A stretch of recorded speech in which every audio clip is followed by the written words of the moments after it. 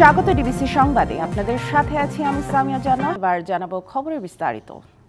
শেখ হাসিনাকে ফেরত দেওয়ার বিষয়ে বাংলাদেশের কূটনৈতিক চিঠির আনুষ্ঠানিক কোনো জবাব দেয়নি ভারত। উত্তর দিলে ব্যবস্থা নেবে পররাষ্ট্র মন্ত্রণালয়। প্রেস ব্রিফিংয়ে কথা জানিয়েছেন পররাষ্ট্র মন্ত্রণালয়ের মুখপাত্র রফিকুল আলম। তবে বিষয়টি স্পর্শকাতর হওয়ায় এখনই জবাব পাওয়ার আশাও করছে না বাংলাদেশ। সোমবার স্বরাষ্ট্র ও পররাষ্ট্র উপদেষ্টা জানিয়েছিলেন, কূটনীতিক চিঠি দিয়ে দিল্লির কাছে সাবেক প্রধানমন্ত্রী শেখ হাসিনাকে ফেরত চেয়েছে বাংলাদেশ।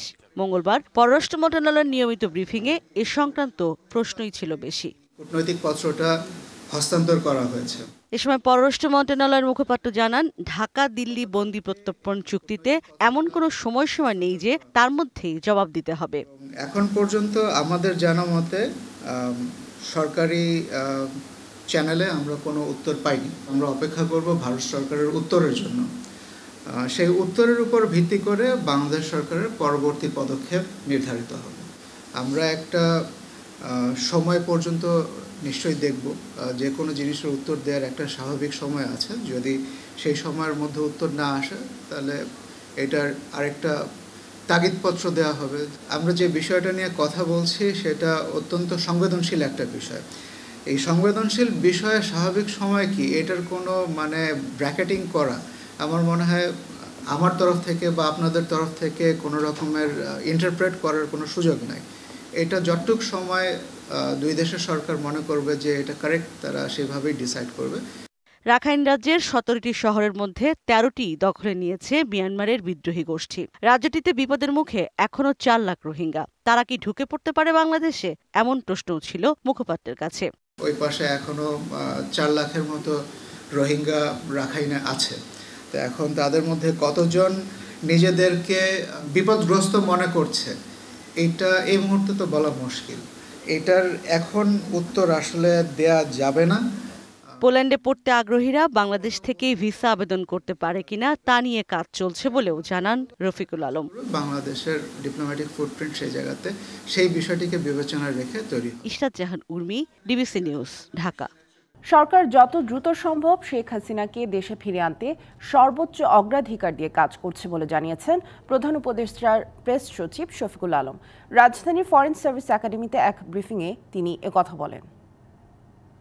সাইবার সুরক্ষা অধ্যাদেশ 2024-এর খসড়া চূড়ান্ত অনুমোদন। পতিত স্বৈরাচার শেখ হাসিনা এটাকে ইউজ করেছিলেন বাংলাদেশে ডিসেন্টিং ভয়েসগুলোকে মাজল করার জন্য। তো আমরা যতটা দ্রুত সম্ভব শেখ হাসিনা বিচারের সম্মুখীন হবে। বড়দিন উপলক্ষে খ্রিস্টান সম্প্রদায়ের প্রতিনিধিদের সঙ্গে শুভেচ্ছা বিনিময় করেছেন প্রধান উপদেষ্টা ডক্টর মোহাম্মদ ইউনূস। এ সময় তিনি বলেন, প্রত্যেক ধর্মে শান্তির বাণী আছে, সেই বাণী নিজের মধ্যে স্থাপন করতে হবে।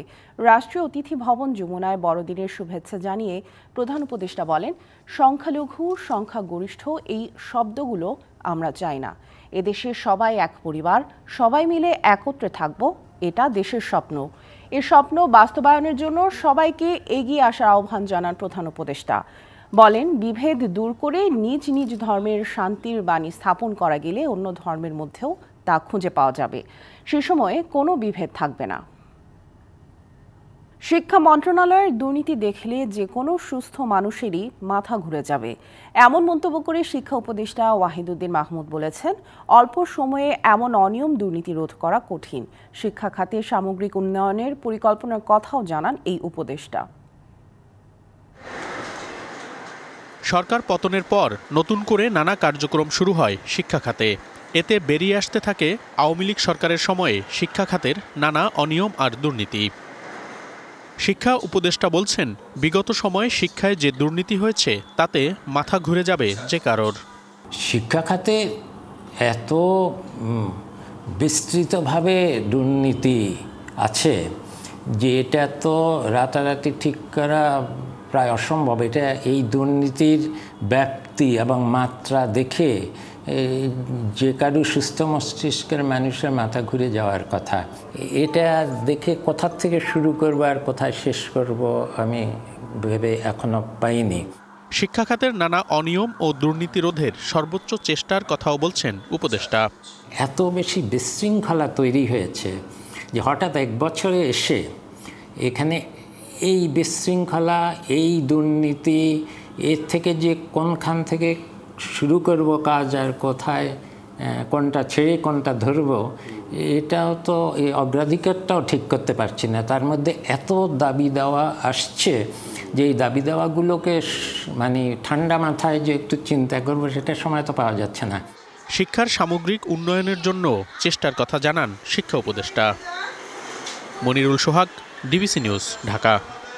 বড়দিনের শুভ বড়দিন আজ বিশ্বজুড়ে খ্রিস্ট ধর্মের অনুসারীদের প্রধান ধর্মীয় উৎসব। সেই আনন্দে মেতেছে বাংলাদেশ সহ পুরো বিশ্ব। বড়দিনের প্রার্থনা চলছে রাজধানীর হোলি রোজারিও চার্চে। সেখান থেকে সরাসরি যুক্ত হচ্ছেন আমাদের সহকর্মী আফরিন আনোয়ার। আফরিন, বড়দিনের এখন কি আয়োজন চলছে, প্রার্থনা চলছে আমরা জানাচ্ছিলাম, এর পাশাপাশি সারাদিন আর কি কি আয়োজন আছে জানাবেন? সামিয়া জান্নাহ, আপনাকে বড়দিনের শুভেচ্ছা জানিয়ে শুরু করছি। এবং কিছুক্ষণ আগেই কিন্তু বড়দিনের যেই মূল প্রার্থনা, সেই মূল প্রার্থনা শেষ হয়েছে। সকাল 6:30 থেকে আসলে এই প্রার্থনা শুরু হয়েছে। এই তেজগাঁও যে হোলি রোজারি চার্চ, সেই চার্চের যিনি বড় পুরোহিত জয়ন্ত এস গোমেজ, তার প্রার্থনার মধ্য দিয়েই কিন্তু ভক্তরা এখানে প্রার্থনা করেছেন বিশ্ব মানবতায় এবং সেই সাথে শান্তি প্রতিষ্ঠায়, যেই যীশু খ্রিস্টের জন্মস্থান বেথলহেম এবং মধ্যপ্রাচ্য সহ যেখানে আসলে বর্তমানে যেই অশান্ত পরিবেশ বিরাজ করছে, সেই অশান্ত পরিবেশ থেকে যাতে মানব মনে একটা ভালোবাসা, প্রেম, শান্তি এবং মানবিকতার উদয় হয়, সেই জায়গা থেকেই কিন্তু সকল প্রার্থনা শুরু। এবং আপনি জানেন যে পারিপার্শ্বিক অবস্থা যা কিছু আছে সবকিছু মিলিয়েই ফাদার জয়ন্ত এস গোমেজ তিনি যেটি আসলে জানাচ্ছিলেন যে মানুষের মনে যেই মিলন, প্রেম, ভ্রাতৃত্ব এবং সত্য প্রতিষ্ঠা, ন্যায় প্রতিষ্ঠা, সকলে যাতে সকলের পারস্পরিক একটা বন্ধন তৈরি করতে পারে, সেই জায়গা থেকেই কিন্তু এই বড়দিনের বার্তা। যীশু খ্রিস্ট কিন্তু তার জন্মের মধ্য দিয়ে সেই ভালোবাসা এবং সেই শান্তি প্রতিষ্ঠার বার্তা নিয়েই এই ইহকালে তিনি আসলে ভূমিষ্ঠ হয়েছেন। আজকের এই দিনটিকে ঘিরে কিন্তু খ্রিস্ট ধর্মাবলম্বী যারা আছেন তাদের অনেকগুলো আনুষ্ঠানিকতা রয়েছেন। ঠিক বেলা 9:30 কিন্তু আরেকটি বড় প্রার্থনা অনুষ্ঠিত হবে এই চার্চে। আমি নিশ্চয়ই আপনার মাধ্যমে সেই আনুষ্ঠানিকতা পুরোটা দেখাতে সক্ষম হব। সেই সাথে কিন্তু আজকে যেই পারিবারিক মেলবন্ধন, আনুষ্ঠানিকতা, সেই উৎসব, যে ধর্মীয় আমেজে, সেটি আজকে সারাদিন খ্রিস্ট ধর্মাবলম্বীরা পালন করবেন। মূলত কাল সন্ধ্যা থেকেই এর আনুষ্ঠানিকতা শুরু হয়ে গেছে, কিন্তু আজ ভোরে এই পবিত্র প্রার্থনার মধ্য দিয়ে তারা তাদের মূল যেই প্রার্থনা যীশু খ্রিস্টের কাছে, সেটি শুরু করেছে। তো আমার কাছে এখান থেকে এই ছিল সর্বশেষ। ফিরে যাব স্টুডিওতে। সামিয়া জান্নাহ, আপনার কাছে। আফরিন, ধন্যবাদ আমাদের সাথে যুক্ত হওয়ার জন্য। জামিন বাণিজ্যের অভিযোগ উঠেছে বরিশাল জেলা ও দায়রা জজের বিএনপিপন্থী সরকারি কৌশলীদের বিরুদ্ধে। মোটা অঙ্কের টাকার বিনিময়ে তারা আওয়ামী লীগের রাজনীতির সাথে জড়িতদের মামলায় জামিন পাইয়ে দিচ্ছেন। এমন অভিযোগ আদালত পাড়া ছাড়িয়ে সামাজিক মাধ্যম পর্যন্ত গড়িয়েছে। তবে যাদের বিরুদ্ধে অভিযোগ নেই, কেবল তাদের জামিনের বিরোধিতা করা হচ্ছে না, দাবি রাষ্ট্রপক্ষের আইনজীবীদের। বরিশাল মহানগর মহিলা লীগের সাধারণ সম্পাদক কোহিনুর বেগম বিএনপি কার্যালয়ে অগ্নিসংযোগ সহ 4টি নাশকতার মামলায় যাকে গ্রেপ্তার করা হয়, তবে আটকের পরদিনই জামিন পান তিনি। অভিযোগ, 3 লাখ টাকায় তার জামিনে বিরোধিতা করেননি সরকারি আইনজীবীরা। এর আগে গ্রেপ্তারের 10 দিনের মাথায় জামিন হয় বরিশাল জেলা ছাত্রলীগের সভাপতি হেমায়েতুদ্দিন সুমনের। এ নিয়ে সামাজিক যোগাযোগ মাধ্যমে পোস্ট দেন এক সিনিয়র আইনজীবী। একইভাবে আওয়ামী লীগের সাবেক 9 কাউন্সিলরের জামিন পাওয়া নিয়েও আছে নানা কানাঘুষা। পিপি এপিপি হবে এবং হওয়ার পর ধান্দা করবে, এটাই বাংলাদেশের বিচার বিভাগের বর্তমান পরিস্থিতি এবং এটাই ভবিষ্যৎ নিয়তি। সরকার পক্ষে যারা কৌশলী থাকবেন তাদেরকে অবশ্যই নৈতিকতার জায়গায় ঠিক থাকতে হবে। এখন বিচার বিভাগ আইনের শাসন প্রতিষ্ঠা হওয়ার পথে, সে কারণে বিচাররা স্বাধীন এবং তারা ন্যায় বিচার করছেন। এমন ঘটনার সত্যতা স্বীকার করে জড়িতদের বহিষ্কার দাবি সিনিয়র আইনজীবীদের। যারা 17 বছরে স্বৈরাচারের দোষর ছিল, সে যে নেতাই হোক না কেন, আমি বা হই না কেন, সংসদ থেকে আমাকে বহিষ্কার করে দেওয়া উচিত। আমরা সবাই থাকি, স্বতঃস্ফূর্তভাবে বাধা দেওয়ার চেষ্টা করি। তো সেই ক্ষেত্রে যদি ঢালাওভাবে আইনজীবীদের উপরে দোষ দেওয়া হয় বা সরকারি কৌশলী বা বিএনপিপন্থী আইনজীবীদের, এটা অত্যন্ত দুঃখজনক। সারা বাংলাদেশের একটা ন্যায় বিচার প্রতিষ্ঠিত হয়েছে, বিচারকরা স্বাধীনভাবে কাজ করছে। এই 17 বছর যারা বিএনপি নেতাকর্মীদের উপর নির্যাতন করেছে তাদের পক্ষে কোনো বিএনপিপন্থী কোনো আইনজীবীর আইনগত সহায়তা প্রদান, এইটা আমি মনে করি তাদের নৈতিকতার অবক্ষয়। সরকারি কৌশলীদের জামিন বাণিজ্যের অভিযোগ খতিয়ে দেখে ব্যবস্থা নেয়ার দাবি স্থানীয়দের। DBC news desk. বগুড়ায় বিমানবন্দরের জন্য ভূমি অধিগ্রহণ করে নির্মাণ করা হয়েছে রানওয়ে, গড়ে তোলা হয়েছে কার্যালয় ও আবাসিক ভবন সহ নানা অবকাঠামো, কিন্তু দুই যুগেও কোনো বেসামরিক বিমান ওড়েনি সেখান থেকে। এজন্য রাজনৈতিক বৈষম্যের অভিযোগ তুলেছেন স্থানীয়রা।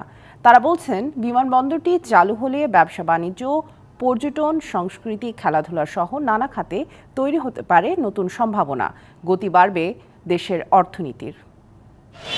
1995 সালে বগুড়া বিমানবন্দর প্রকল্প অনুমোদন দেয় বিএনপি সরকার। এজন্য বগুড়া নওগাঁ সড়কের পাশে 109.81 একর জমির ওপর গড়ে তোলা হয় রানওয়ে সহ প্রয়োজনীয় অবকাঠামো। 2000 সালে প্রকল্পের কাজ শেষ হলেও আজও তা হস্তান্তর করা হয়নি। সেখানে গড়ে তোলা হয়েছে বিমান বাহিনীর প্রশিক্ষণ সেন্টার। 2021 সালে বেসামরিক বিমান চলাচল কর্তৃপক্ষ জানিয়েছিল বগুড়া বিমানবন্দর চালু করতে আরও অন্তত 3500 ফুট রানওয়ে বাড়ানো প্রয়োজন। বিমানবন্দরের জন্য অধিগ্রহণ করা হয় 3 ফসলি জমি, কিন্তু এতদিনেও প্রকল্প বাস্তবায়ন না হয় ক্ষুব্ধ কৃষকরাও। যদি বিমান বাহিনীর মাধ্যমেও প্যাসেঞ্জার বিমান চালানোর মতো প্রক্রিয়া করা যেত তো জনগণের এই ক্ষোভটা দূরে যাইত। অভিযোগ আছে, কেবল রাজনৈতিক বৈষম্যের কারণেই নানা অজুহাতে চালু করা হয়নি এই বিমানবন্দর। অনেক মানুষ কিন্তু এখানে অনেক বড় বড় ব্যবসা করে। উত্তর অঞ্চলের মানুষগুলো দেখা যাচ্ছে যে রংপুরের মতো জায়গা, সৈয়দপুরের মতো জায়গায় বিমানবন্দর হয়েছে, রাজশাহী হয়েছে, তার চাইতে আমার মনে হয় উত্তরবঙ্গে সবচাইতে জরুরি বিমানবন্দরের দরকার ছিল বগুড়া। বিভিন্ন দেশে বস্ত্র, খাদ্য সহ বেশ কয়েক ধরনের পণ্য রপ্তানি হয় বগুড়া থেকে। আন্তর্জাতিক বিমান সুবিধা পেলে বছরে যে লেনদেন ছাড়িয়ে যেতে পারে 1000 কোটি টাকা। বায়াররা এখানে আসবে, যোগাযোগ ব্যবস্থার উন্নতি হবে এবং কৃষির একটা অভূতপূর্ব বিপ্লব শুরু হবে। বগুড়া বিমানবন্দর এখন অত্যাবশ্যকীয় হয়ে গেছে। ব্যবসা বাণিজ্যের ক্ষেত্রে বগুড়া থেকে প্রচুর পরিমাণে বৈদেশিক মুদ্রা অর্জনের যে জায়গাটা, সেটা একদম সঠিকভাবে চলছে। আকাশপথে যোগাযোগ সহজ করা ও দেশের অর্থনীতির গতি বাড়াতে দ্রুতই বগুড়া বিমানবন্দর চালুর দাবি এ অঞ্চলের মানুষের। Rakib Jewel, DBC news, Bogura. উত্তরের হিমেল হাওয়ায় চুয়াডাঙ্গায় জেগে বসেছে শীত। ঘন কুয়াশায় আচ্ছন্ন হয়ে আছে গোটা জনপদ। বিস্তারিত জানাতে চুয়াডাঙ্গা থেকে সরাসরি যুক্ত হচ্ছেন সহকর্মী কামরুজ্জামান সেলিম। সেলিম, সর্বনিম্ন তাপমাত্রা আজ কত রেকর্ড করা হয়েছে চুয়াডাঙ্গায় এবং কুয়াশায় কর্মমুখী মানুষের উপস্থিতি কেমন দেখছেন জানাবেন। সামিয়া, আজকে সকাল 6টায় কিন্তু তাপমাত্রা রেকর্ড করা হয়েছে 14.5 ডিগ্রি সেলসিয়াস, যেটি গতকাল সকাল 6টায় তাপমাত্রা ছিল 11.8 ডিগ্রি সেলসিয়াস। সেটি 9টায় কিন্তু 11.6 ডিগ্রি সেলসিয়াস তাপমাত্রা নেমে এসেছিল। গতকালকের চেয়ে আজকে তাপমাত্রা কিছুটা বেশি। আবহাওয়া অফিসের পক্ষ থেকে যেটি বলা হয়েছে, আজকে আকাশ আংশিক মেঘলা থাকবে। এই মেঘলা থাকার কারণে তাপমাত্রার যে পারদ সেটা কিছুটা বেড়েছে। আমরা দেখেছি সকাল হতে হতে কিন্তু ঘন কুয়াশার যেটা বলছিলেন, সেই ঘন কুয়াশা কমে গেছে, কিন্তু আকাশে যে মেঘ, হালকা যে মেঘ, সেটা কিন্তু দেখা দিয়েছে। এর কারণে কিন্তু যারা খেটে খাওয়া মানুষ, দিন আনে দিন খায়, তারা কিন্তু বেশ বিপাকে পড়েছে। তারা বাইরে বের হয়েছে, কাজে যাচ্ছে, কিন্তু কাজ না পেয়ে ফিরে আসছে। এর চেয়ে কিন্তু বেশি ভোগান্তিতে রয়েছে যারা শিশু, বয়স্ক রোগী রয়েছে। তারা কিন্তু রোগীর সংখ্যা হাসপাতালে কিন্তু এখন সবচেয়ে বেশি। চুয়াডাঙ্গা সদর হাসপাতালে আমরা সকালে খোঁজ নিয়ে যেটি দেখেছি, চুয়াডাঙ্গা সদর হসপিটাল কিন্তু 20 বেডের যে শিশু হসপিটাল রয়েছে, সেখানে প্রতিদিনই কিন্তু প্রায় শতাধিক রোগী ভর্তি থাকছে। এই কারণে কিন্তু চিকিৎসক যারা রয়েছে, নার্স যারা রয়েছে, তাদের কিন্তু বেশ ভোগান্তিতে চিকিৎসা দিতে ভোগান্তিতে পোহাতে হচ্ছে। এছাড়া কিন্তু আমরা জেলা প্রশাসনের সাথে কথা বলেছি। জেলা প্রশাসনের পক্ষ থেকে যেটি বলা হচ্ছে যে ইতিমধ্যেই কিন্তু ত্রাণ মন্ত্রণালয় থেকে কম্বল এবং নগদ টাকা পেয়েছে, সেগুলো কিন্তু বিতরণ শুরু হয়েছে এবং সেই বিতরণ কার্যক্রম কিন্তু প্রায় শেষের দিকে। এছাড়া কিন্তু আমরা আবহাওয়া অফিসের সাথে কথা বলেছি। আবহাওয়া অফিসের পক্ষ থেকে যেটি জানানো হয়েছে যে আজকে কিন্তু আকাশ মেঘলা থাকবে এবং আগামীকাল থেকে এই মেঘ কমে যাবে। কমে গেলে কিন্তু শীতের যে তীব্রতা সেটা কিন্তু বেশি হবে। তো সামিয়া, এই ছিল চুয়াডাঙ্গা থেকে শীতের সর্বশেষ পরিস্থিতি। সেলিম, ধন্যবাদ আমাদের সাথে যুক্ত হবার জন্য। উত্তরের জেলা গাইবান্ধায় বেড়েছে শীতের তীব্রতা, স্থবির হয়ে পড়েছে জনজীবন। হাসপাতাল ও ক্লিনিকগুলোতে বাড়ছে ডায়রিয়া, আমাশয়, নিউমোনিয়া ও শ্বাসকষ্টজনিত রোগীর সংখ্যা। বেশি আক্রান্ত হচ্ছে বয়স্ক ও শিশুরা। সতর্ক থাকার পরামর্শ চিকিৎসকদের। ঘন কুয়াশা আর কনকনে শীতে স্থবির গাইবান্ধার জনজীবন। সবচেয়ে বিপাকে খেটে খাওয়া মানুষ, শিশু ও বয়োবৃদ্ধরা। ডায়রিয়া, আমাশয়, নিউমোনিয়া, বমি ও শ্বাসকষ্ট নিয়ে প্রতিদিন হাসপাতালে ও ক্লিনিকে ভর্তি হচ্ছে নানা বয়সের মানুষ। বেশি আক্রান্ত হচ্ছে শিশু ও বৃদ্ধরা। এদিকে 100 শয্যা বিশিষ্ট জেনারেল হাসপাতাল 250 শয্যায় উন্নীত হলেও বাড়েনি জনবল। এতে ভোগান্তিতে পড়েছেন চিকিৎসা নিতে আসা রোগীরা। সকালে একটু বমি হয়েছিল, ঠান্ডা লাগছিল, মনে হয় সন্ধ্যা থেকে পায়খানা, সারা রাত পায়খানা করছে। 3 দিন আসছি, শুধু একটু চিকিৎসা হয়েছে, একটু স্যালাইন দিয়েছে। এখন 3 দিন পর্যন্ত আর কোনো চিকিৎসা হয় নাই, শুধু স্যালাইনের পানি খাওয়াইতেছি। রোগীর সংখ্যা বেড়ে যাওয়ায় তাদের থাকতে হচ্ছে হাসপাতালের মেঝে ও বারান্দায়। এখন পর্যন্ত 11:30 বাজে কোনো প্রকার ডাক্তার আমরা পাইনি। এভাবে যদি রোগী আসে এভাবে থাকে, তাহলে চিকিৎসা যদি না পায় তাহলে রোগী বা স্পিকন করিয়ে। শীতজনিত রোগ থেকে রক্ষা পেতে সচেতন থাকার পরামর্শ চিকিৎসকের। বয়স্কদের বা হার্টের কোনো একটা ট্রিটমেন্ট সাপোর্টের উপরে আছেন, ঠান্ডাটা না লাগে, গরম কাপড় বাড়ির ভিতরে গরম রাখারও যদি ব্যবস্থা করা যায়, মাস্ক পরে চলাফেরা করা উচিত। শীতজনিত রোগের উপসর্গ নিয়ে প্রতিদিন গড়ে 50 জন রোগী হাসপাতালে আসছেন। কেউ ভর্তি হচ্ছেন, কেউ বা প্রাথমিক চিকিৎসা নিয়ে ফিরে যাচ্ছেন বাড়িতে। DBC news desk. 25শে ডিসেম্বর শুভ বড়দিন। আজ বিশ্বজুড়ে খ্রিস্ট ধর্মের অনুসারীদের প্রধান ধর্মীয় উৎসব। সেই আনন্দে মেতেছে বাংলাদেশ সহ পুরো বিশ্ব। বড়দিন উপলক্ষে রাজধানীর বিভিন্ন চার্চ, মার্কেট এবং 5 তারকা হোটেলগুলো বিশেষভাবে সাজানো হয়েছে। এছাড়াও দিনটি উপলক্ষে আইনশৃঙ্খলা বাহিনী সব ধরনের নিরাপত্তা ব্যবস্থা গ্রহণ করেছে। কাকরাইলের সেন্ট ম্যারিজ ক্যাথেড্রাল চার্চে এরই মধ্যে বাহারি সাজে সেজেছে সব গির্জা। ঝলমলে ক্রিসমাস ট্রি সাজানো হয়েছে হোটেলগুলোতে। শিশুদের জন্য বড় দিনটিকে উপভোগ্য করে তুলতে প্রায় সব ধরনের আয়োজনের পরিকল্পনা করেছে 5 তারকা হোটেলগুলো। শোভা পাচ্ছে গিফট বক্স, ঝলমলে আলোকসজ্জা, ক্রিসমাস ট্রি সহ বড়দিনের নানা অনুষঙ্গ। বড়দিনের আমেজে মেতেছে পুরো বিশ্ব। বর্ণিল আলোয় সেজেছে অনেক শহর। তবে যীশুখ্রিস্টের জন্মস্থান বেথলেহেমে নেই কোনো আনন্দ উদযাপন। ইসরায়েলের হামলায় প্রাণহীন ফিলিস্তিনের এই শহর। অন্যদিকে বড়দিন উদযাপনে প্রস্তুত ভ্যাটিকান সিটি। সেন্ট পিটার্স ব্যাসিলিকায় অনুষ্ঠানের সূচনা করবেন ক্যাথলিক খ্রিস্টান ধর্মগুরু পোপ ফ্রান্সিস। উৎসবহীন যিশুর শহর বেথলেহেম। বড়দিন উপলক্ষে যখন জমকালো আয়োজনে মশগুল পুরো বিশ্ব, ঠিক তখন বিষণ্ণতার মেঘ যেন এ শহর জুড়ে। ইসরায়েলি বর্বরতার মুখে কোলাহলহীন ফিলিস্তিনের এই শহর। প্রাচীন নেটিভিটি গির্জা চত্বর, যা এ সময় থাকে পর্যটকদের ভিড়ে জমজমাট, আজ তা পড়ে আছে অবহেলায়। নেই ভ্রমণকারীদের আনাগোনা। বড়দিনে পবিত্র এই ভূমিতে নেই কোনো আলোর ঝলকানি, নেই ক্রিসমাস ট্রি। যদিও আশাহত না হওয়ার আহ্বান মেয়র আন্তন সালমানের। এদিকে এক সংবাদ সম্মেলনে তিনি ফিলিস্তিনিদের উপর বর্বর হামলা বন্ধের আহ্বান জানান ইসরায়েলের প্রতি।